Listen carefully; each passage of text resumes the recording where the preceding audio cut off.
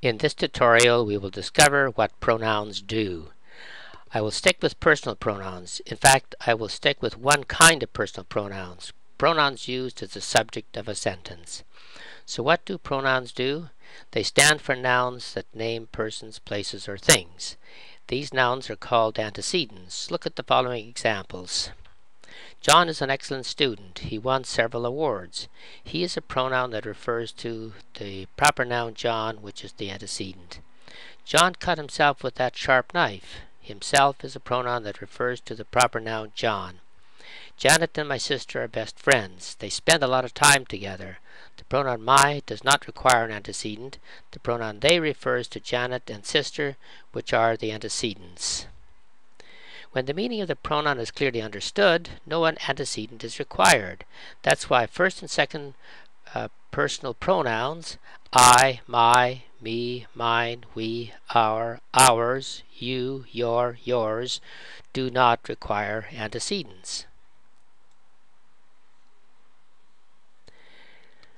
I enjoyed vacationing at the seashore with my family. No antecedent required for the pronouns I and my. You should protect your eyes from direct sunlight. No antecedent required for pronouns you and your. I must draw attention to 4 pronoun antecedent problems. These are problems frequently missed, but they can and often do confuse the reader. Here they are. Problem number 1. Sometimes the writer forgets to mention the antecedent of the pronoun. For example, he expects the students to turn in their essays on time. He makes no exceptions. What is the antecedent for he? The writer does not tell us. The solution is quite simple. Replace the first pronoun he with professor. Now the use of the pronoun he in the second sentence is quite clear. It refers to the antecedent professor. Notice that the pronoun there has an antecedent, students. The professor expects the students to turn in their essays on time. He makes no exceptions. After many years, they returned to their homeland.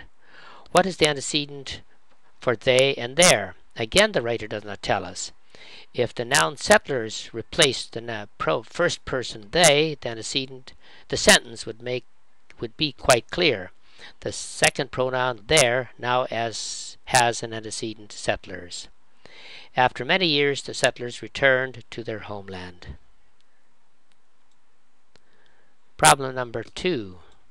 Sometimes the writer places the antecedent far away from the pronoun. For example, the agitated principal stood up to face the angry student and insisted that he would not take any more abuse from him. What is the antecedent for he and him? Principal or student? Normally, the noun closest to the pronoun is the antecedent. However, in this sentence, the antecedent of he and him probably is principal.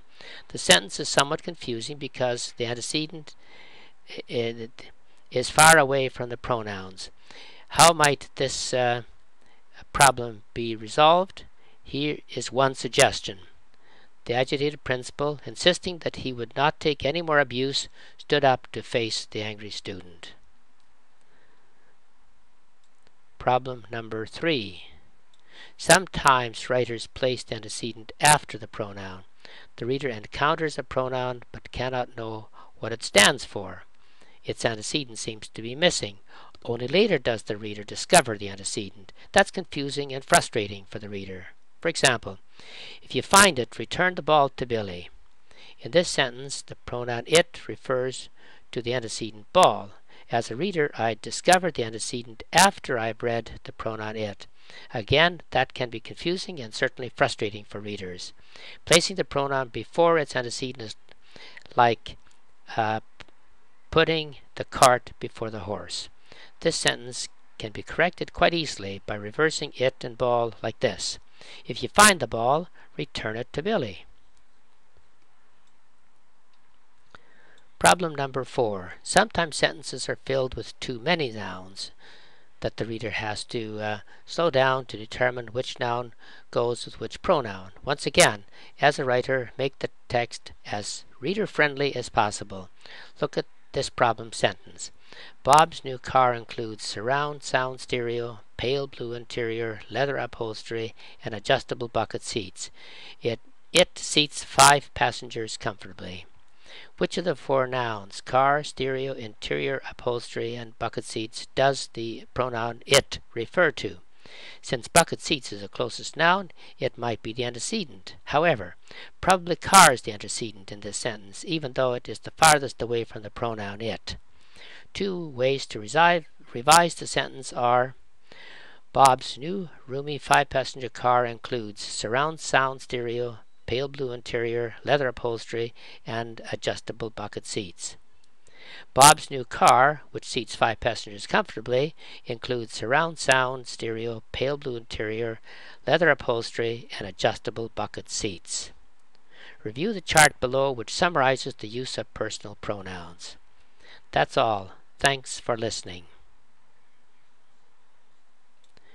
Try the following activities to find out how well you understand how to use pronouns and antecedents. After you've watched this tutorial, go to sponsorvillage.ca for assignments on pronouns and antecedents. Go to Grammar in the top navigation bar and click on Pronouns and Antecedents.